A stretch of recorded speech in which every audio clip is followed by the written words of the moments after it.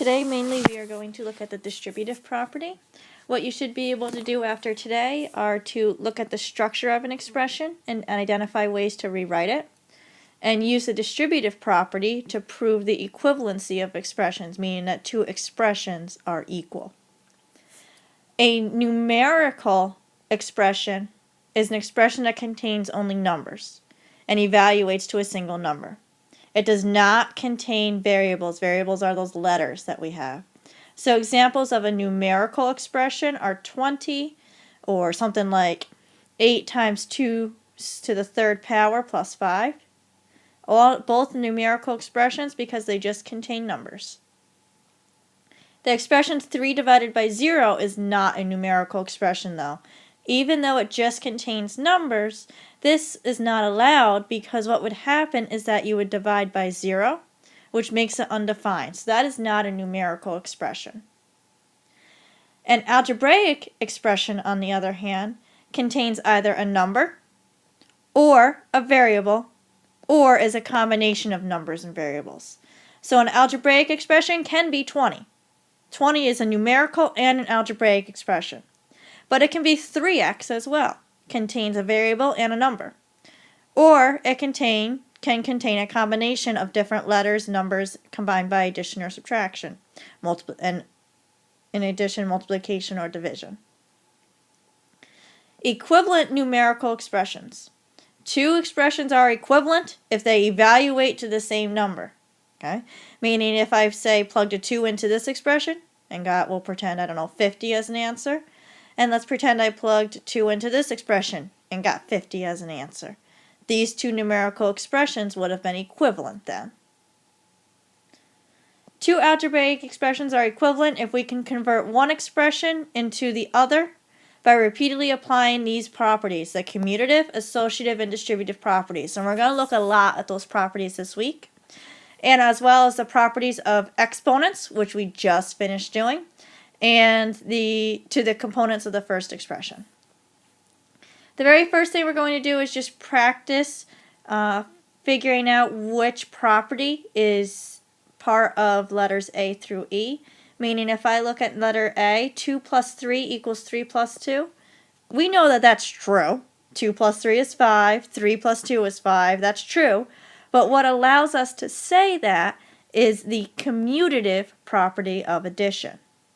Okay, it's of addition because it's an adding problem. It's the commutative property because the only thing that changed was the order was switched. The next one, 2 plus 3 plus 4 is equal to 2 plus 3 plus 4. The left-hand side is asking us to add 3 plus 4 first, which is 7, and then add 2 to make it 9. The second one is saying take 3 plus 2 first, which is 5, and then add 4, which is 9. So the property that allows us to say it doesn't matter what order I add the numbers in is the associative property of addition.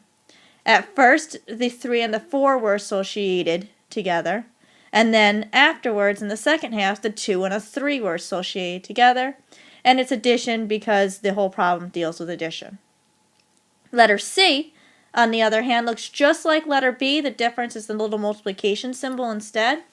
First, I would multiply the 3 times 4, and then multiply by 2, and get 24 at the very end.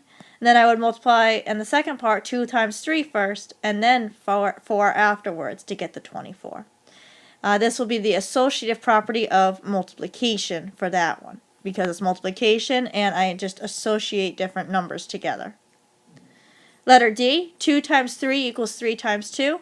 Notice it's the same numbers, but the order are switched, so it's the commutative property of multiplication in this case. And finally, letter E, 2 times 3 plus 4 is equivalent to 2 times 3 and plus 2 times 4. That's your distributive property, letter 2.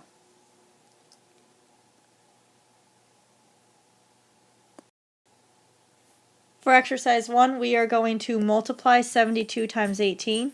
Yes, you could do it in your calculator or you could do it by hand on paper, but we're going to practice using the box method and the distributive property as well as double distribution to multiply 72 times 18. what we are going to do is we're going to break 72 into easier numbers to deal with, and we're going to break 18 into easier numbers. In my case, I would think that 18, an easy way to think of 18 is 10 and 8. And 72 is 70 and 2. Okay, with our box method, you set up your 4 numbers, and then you multiply. 70 times 10 is 700. 70 times 8 is 560. 10 times 2 is 20. 8 times 2 is 16. Whatever's in your box is what you add up, and you end up getting 1296. For the distributive property, what I could do is I could multiply the 70 times the 10 plus 8, and then I could multiply the 2 times the 10 plus 8, and then add them up. So I would still get the same numbers, which is 1296. Or I could do double distribution. The mnemonic that helps us remember it is FOIL. Remember, FOIL stands for first, outer, inner, last.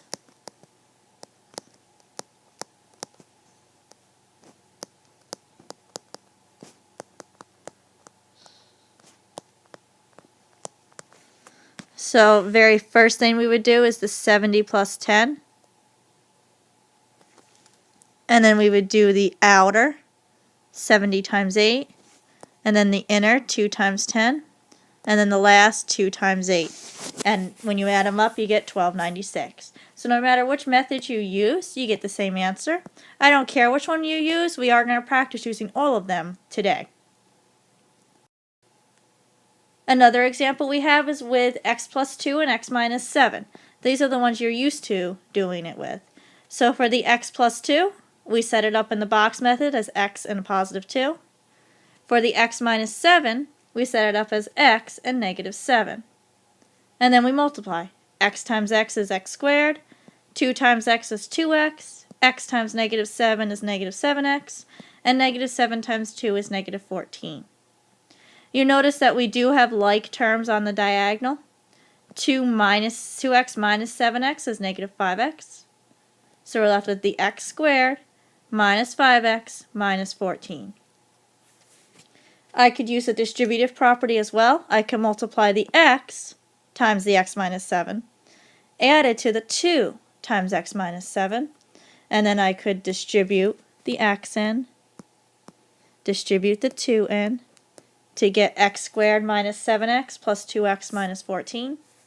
And then you could combine your like terms right here and get x squared minus 5x minus 14. And then I also could do the double distribution method, or foiling is again the mnemonic.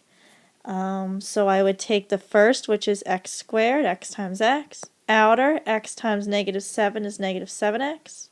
Inner, 2 times x is 2x. And last, 2 times negative 7 is negative 14. Again, combine your like terms, and you get x squared minus 5x minus 14. I would like you guys at the end of this video to go back and try this example for me, just like I did with example 2.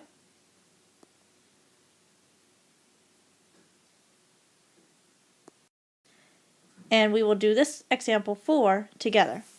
Leela is convinced that a plus b quantity squared is equal to a squared plus b squared. Do you think she is right? Try each method. So a plus b quantity squared is the same as a plus b times a plus b. So I'm going to set up the box method with my a and b, and then my a and b. A times a is a squared, a times b is ab, a times b is ab, and b times b is b squared. I can combine these two like terms to be a 2ab. So I get a squared plus 2ab plus b squared. Or I could use the distributive property. I could take the a and multiply by a plus b, and then I can multiply the b times a plus b. And then I can multiply it, combine like terms, and end up getting a squared plus 2ab plus b squared. Finally, I could use double distribution. For double distribution, a times a is a squared, a times b is ab, b times a is ba or ab, b times b is b squared, and you can add them up. So if I go back to the actual question, I need to make sure I answer it. Do you think she's right? I would say she's not correct. Every time we have that middle term, that 2ab, that she does not have. And finally, exercise 5. Draw a picture to represent this one. How does the box method look different from the boxes used in the previous problems? And then try other methods. So for the box method, when I set this up, I'll have the b and the 1. And then I have to incorporate the a, b, and 1. So I have to have 3 boxes down instead of just 2. A times b is ab, a times 1 is a. In this box, b times b is b squared, b times 1 is b, b times 1 is b, and 1 times 1 is 1. So when I look at my boxes, I have ab plus a plus b squared, and then I have 2 b's that I circled plus 1. I could try using the distributive property as well. I can multiply the a times the b plus 1, the b times the b plus 1, and the 1 times the b plus 1. I could distribute the a in to get ab plus a, distribute the b in to get b squared plus b, and distribute the 1 in to get b plus 1. Combine like terms, and you notice that my distributive property gives me the same answer as the box method. So how does this box method look different from the boxes used in the previous problem? If I go back up to this question, it's not a square anymore, it's a rectangle. All right, we have 3 going down instead. So you doesn't have to be a 2 by 2. You can have a 3 by 2. You can have any type of method for the box with the box, and it just is not going to be a square sometimes. For our lesson summary, the distributive property represents a key belief about the arithmetic of real numbers. This property can be applied to algebraic expressions using variables that represent real numbers. We saw that with our problems that had the letters in it. For our distributive property, as long as a, b, and c are real numbers, I can have a times b plus c be equivalent to ab plus ac because we remember of multiplying that a in there. And the same thing if it were a minus. It's okay if it's a minus. It would be ab minus ac. Okay, at this point, I would like you to please do that one problem that I asked you to try on your own. Come to class tomorrow and show me that you have this all done.